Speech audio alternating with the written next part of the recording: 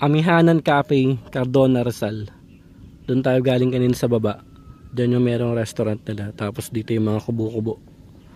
Tapos dyan tayo dumaan. Naglakad tayo paakyat dito. Ito yung tanawin dito sa pinakataas. Ganda.